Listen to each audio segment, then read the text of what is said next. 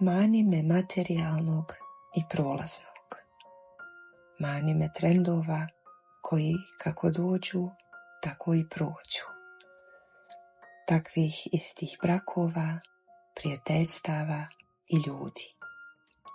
Onih koji misle da novcem mogu kupiti sve. Onih koji se ne stide prisvojiti tuđe. Onih koji podilaze samo onima od kojih imaju koristi. Meni je lijepo i na starom ćilimu.